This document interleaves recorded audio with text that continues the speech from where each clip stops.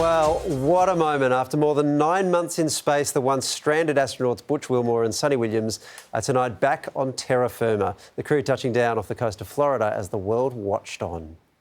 And splashdown, Crew 9 back on Earth. After a whopping 286 days in space, they're back. Butch, Suni, on behalf of SpaceX, welcome home. NASA cheering at the eventually successful mission as everyone on Earth watched with excitement. Even the dolphins. Your screen, we can see dolphins, actually, who want to come and play. Boats arrived swiftly to greet Butch and Suni, arriving alongside fellow astronaut Nick Hague and cosmonaut Alexander Gorbanov. After months in zero gravity, the relieved crew members were removed via mobility aids from the capsule that, side note, kind of looks like a blobfish. There we have it, some waves, some thumbs up and some smiles. Arriving at the International Space Station on June 6 last year, Butch and Suni were only meant to be in space for 8 days, but fate had other plans. NASA and Boeing will be holding off bringing astronauts Butch Wilmore and Suni Williams back from the International Space Station. Ongoing technical problems with the Boeing Starliner craft pushing back their return date and extending their stay for months. Welcome to the International Space Station. After months. Happy Thanksgiving to all our friends and family. After months. Merry Christmas. Their 8-day mission blown out by a factor of almost 36. In that time, they circled the Earth 4,576 times and travelled almost 200 million Ks. The thing I think back of this whole time frame is how really resilient Butch and Suni were the whole time. They returned to a world very different to the one they left. Since being off-world, even the place they landed had a different name. And we're going to stand by for splashdown, located in the Gulf of America. Butch and Suni appearing happy and no doubt eager to be reunited with the families they've not seen in the better part of a year. And it might surprise you to hear there are not a lot of people who know what it's like to be stranded in space. One person who does know, though, is astronaut Daniel Tani, who in 2007 had his own time in space unexpectedly extended by almost 2 months. Wow. Dan, thanks so much for speaking to us. We'll get to your story in a sec, but what would that moment have been like when they opened the capsule and re-entered the world? Well, first of all, they get a blast of, for them, it was probably salt air, sea air. And so that was something they hadn't felt or experienced in several months. And then just seeing other people, it's a lot of overload. I mean, there's just a lot of sensations that they hadn't experienced in quite a while. I can imagine it would have been a huge relief as well. But physically, what does it feel like when gravity hits you after months without it? Yeah, well, it takes about a half an hour to go from no gravity or completely floating to lying on your back, back on Earth. You feel sensations that you haven't felt in a long time. Pressure on your body, your balance system is all off. So if you notice people come back from space, they move their heads very slowly because if you move your head too quickly, your inner ear will just make you spin and you'll fall over and it won't be pretty. So coming back into gravity is much harder than you expect. It's a real adaptation.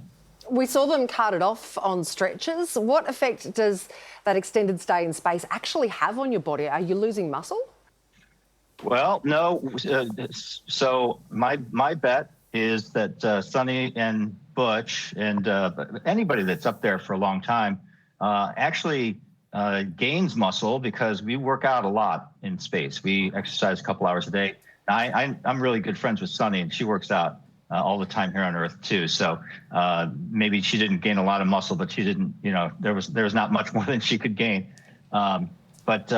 We know that being in space is really easy on your body. You don't use your muscles most of the day because you're floating around, and your heart has a real easy time because it doesn't have to fight gravity to pull blood out of your feet and send it to your head, for instance.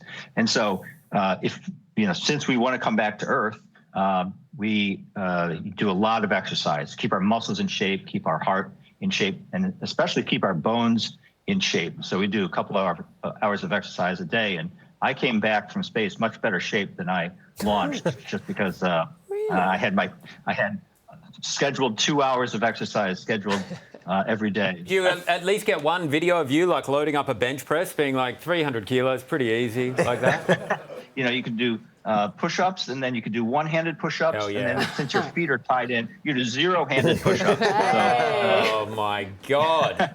Now it is. I mean, the science of what it's like being up there is absolutely incredible. But what interests me is more like the extended stay, working for NASA. Let's get down to it. What's the overtime like when you get stuck up there? I was chatting with Suni. I was emailing Suni up there, and I said, "Hey, you should really tell people about the real benefits of extra time in space, because when we're in space, we're on a business trip, and so when you get back, you have to fill out an expense report just like any other trip." Expenses. So, every time you get an expense report, every day you have what's called miscellaneous incidentals, M&I, and that's $2 a day. So you get $2 a day for miscellaneous stuff. And so she was up there for an extra 200 days. That's $400 right in her pocket. So I got to call my accountant. We're going to space. Yeah, really, it's there's a big windfall. What's it like when you're up there and you get told that you're going to be extended up there? Are you a bit disappointed about things that you might be missing out on at home? It's sort of the opposite in my case, and I think I can't speak for Suni and Butch, but I know Suni pretty well. But in my case, when my mission got extended because the shuttle that was going to come and pick me up was having technical problems, I was pretty happy about it, because I've been thinking about being an astronaut for a long time. I certainly could have stayed longer. And of course you want to come home and see your family, and of course you're missing birthdays and big holidays. But this is your big chance. This is what we gear up for. This is what we dream about. But 8 months of space food sticks. Wow. Does that technically make No, we don't need space food sticks. So the food up there is really good. So they NASA and the other space agencies are really smart, because they know how important, psychologically important, meals are. And so they do a really good job of providing food that is really delicious and varied, so that you can choose, like a meatloaf or a steak one night, and then get lasagna the next night. And I always came to the dinner table craving at least something that was on the menu. Well, Dan, you've had extraordinary adventures, lucrative ones too. That extra stay you did, I just did some maths, $120, mate. You are loaded, my friend. Spend it wisely, and thanks very much for speaking to us. I'll tell you what, I know, I hit it. I hit the big jackpot. Yeah. Yeah. Not all at once, Dan, not all at once. Thank you very much for your time. I appreciate it. Good to see you. Good day.